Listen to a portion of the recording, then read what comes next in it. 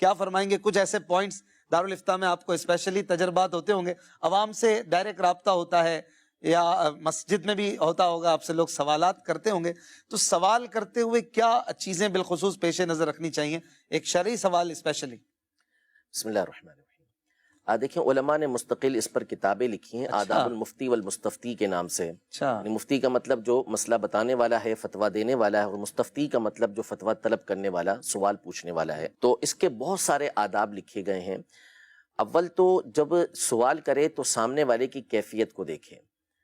بعض اوقات اس کی کیفیت جو ہے وہ ظاہر ہوتی ہے کہ یہ عجلت کے اندر ہے، جلدی کے اندر ہے۔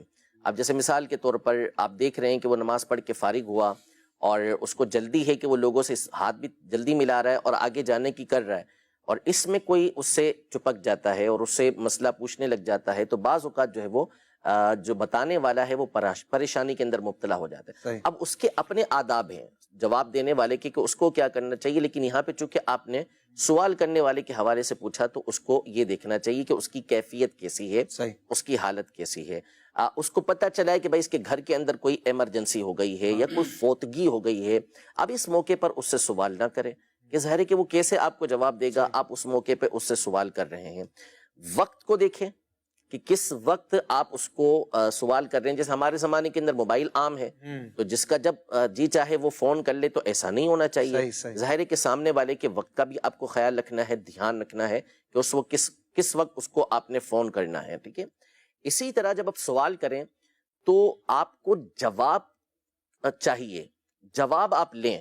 بعض اوقات لوگ اس کی ان کو حاجت نہیں ہوتی کہ کیوں اور کیسے، دلیل کیا ہے۔ یعنی بعض اوقات مسئلہ پیچیدہ ہوتا ہے، اس کی دلیل بیان کرنا مفتی پر لازم نہیں ہوتا۔ مثال کے طور پر جیسے مثال کے طور پر 3 طلاق کا کوئی مسئلہ آ گیا، اب وہ کہہ رہا ہے کہ بھئی اس پہ دلائل کیا ہیں، یعنی مفتی نے کہا کہ ہو گئی، وہ کہتے ہیں کیسے ہو گئی؟ یا مثال کے طور پر کاروبار کا مسئلہ لے لیں، کوئی شراکت کا پیچیدہ مسئلہ آ گیا، شرکت کا، کہ جو سامنے والے کو سمجھ نہیں پڑے گا کہ اس کی علتوں کو بیان کیا۔ ڈاکٹر سے جا کے یہ تھوڑی پوچھتے ہیں کہ بھئی یہ والی دوائی آپ نے کیوں لکھی ہے، صحیح بات، فارمولا کیوں آپ نے یہ والا دیا ہے، تو ڈاکٹر تھوڑی اس کو بتائے گا کہ بھئی اس فارمولے کے اندر یہ چیزیں موجود ہیں، اس کی وجہ سے پھر آپ کا علاج ہوگا۔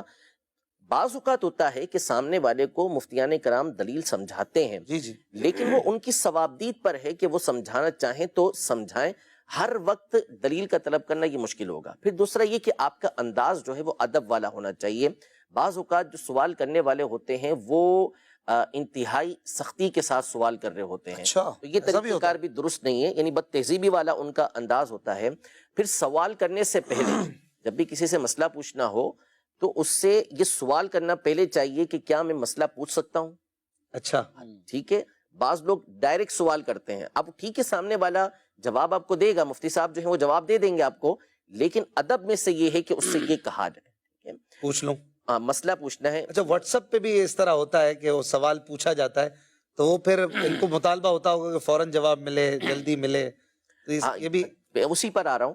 دوسرا یہ کہ سوال وہ کریں کہ جس کی آپ کو ضرورت ہے، بلا ضرورت اور ایسے سوال کہ جس کا نہ دنیا میں فائدہ نہ آخرت میں فائدہ۔ ایسے بھی اصحاب کہف کے کتے کا رنگ کون سا تھا؟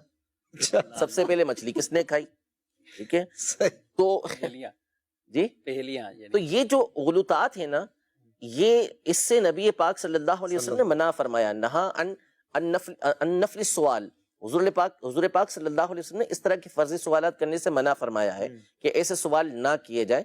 تو سوال وہ کریں کہ جس کے ذریعے سے آپ کی آخرت کو یا دنیا کو فائدہ ہو۔ حدیث پاک میں یہ ارشاد فرمایا کہ حسن السوالی من نصف العلم، اس سے ملتی جلتی حدیث پاک کی ارشاد فرمایا کہ اچھا سوال جو ہے نا یہ آدھا علم ہوتا ہے، کہ سوال کر کے وہ ایسا سوال کرتا ہے کہ جس سے اس کی ذات کو بھی فائدہ پہنچتا ہے اور سامنے والی کی ذات کو بھی فائدہ پہنچتا ہے، دوسروں کو بھی اس سے فائدہ پہنچتا ہے۔ تو سوال وہ کریں کہ جو کام کا ہو، اور دوسرا یہ کہ عجلت نہ کریں۔